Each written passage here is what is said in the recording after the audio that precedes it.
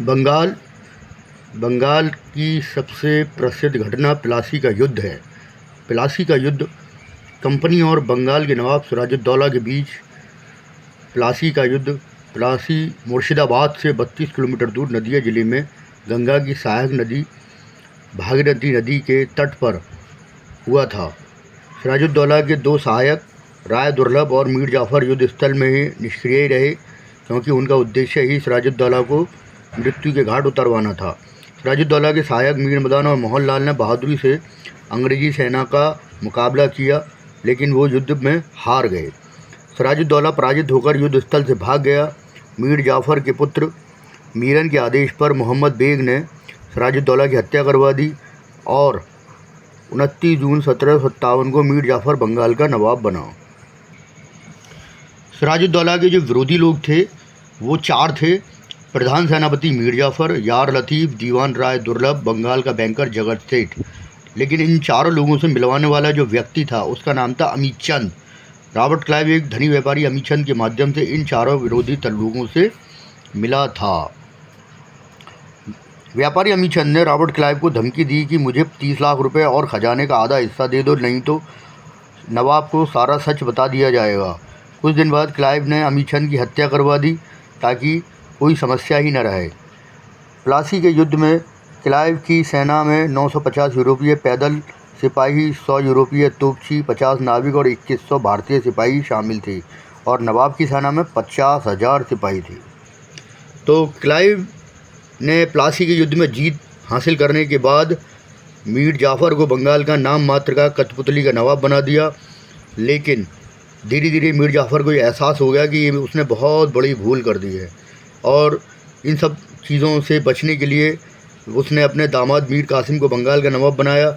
लेकिन मीर कासिम को भी अंग्रेज़ों ने हटा करके दोबारा से मीर जाफ़र को ही बंगाल का नवाब बनाया, लेकिन वो अंग्रेज़ों से बहुत नाराज़ था। इसी वजह से मीर कासिम ने मुग़ल सम्राट शाह आलम द्वितीय, अवध के नवाब शुजाउद्दौला के साथ मिलकर एक त्रिगुट संघ बनाया और अंग्रेज़ों के खिलाफ़ युद्ध करने का फैसला किया।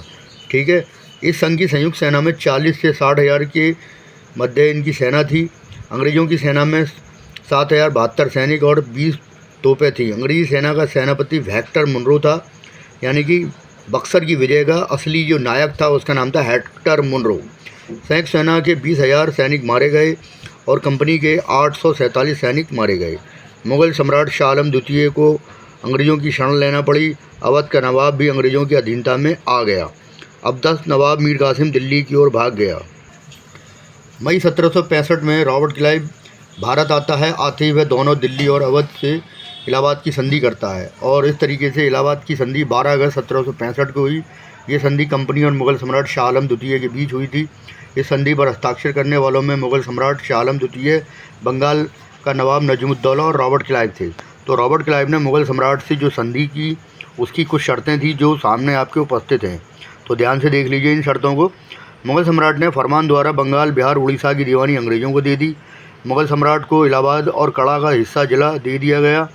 मुग़ल सम्राट को 26 लाख रुपए प्रति वर्ष पेंशन के रूप में दिए जाएंगे। अंग्रेज़ों को उत्तरी सरकार की जागीर भी प्राप्त हुई। 4 दिन बाद 16 अगस्त 1765 को इलाहाबाद की दूसरी संधि हुई और ये संधि अवध के नवाब शुजाउद्दौला और क्लाइव के बीच हुई थी और इस संधि के तहत 5 शर्तें निर्धारित की गईं।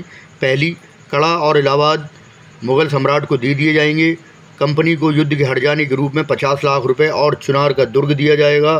अवध में कर मुक्त व्यापार का अधिकार कंपनी को मिल गया। अवध की सुरक्षा कंपनी की सेना करेगी, जिसका खर्च नवाब पर लगाया जाएगा। वाराणसी और गाजीपुर का क्षेत्र राजा बलवंत सिंह को देखभाल के लिए दिया गया, लेकिन राजा बलवंत सिंह नवाब के अधीन ही रहेगा। तो इस तरीके से कंपनी ने दोनों महाशक्तियों को अपने शिकंजे में जकड़ लिया था और 1765 से 1772 तक रॉबर्ट क्लाइव ने एक कानून बनाया जिसका नाम था द्वैत शासन और इस द्वैत शासन के तहत 7 वर्षों में बंगाल में लूट का साम्राज्य स्थापित हुआ। इसके टॉपिक पर मैं वीडियो बनाऊंगा। इसके लिए आपको पहले मुझे कमेंट बॉक्स में यस बोलना पड़ेगा। आपको ये वीडियो कैसा लगा इसके लिए मुझे कमेंट ज़रूर कीजिएगा और आपको टॉपिक समझ में नहीं आया है या आया है उसमें भी मुझे कमेंट करिए। वीडियो को लाइक, शेयर, सब्सक्राइब ज़रूर करिएगा। Thank you very much.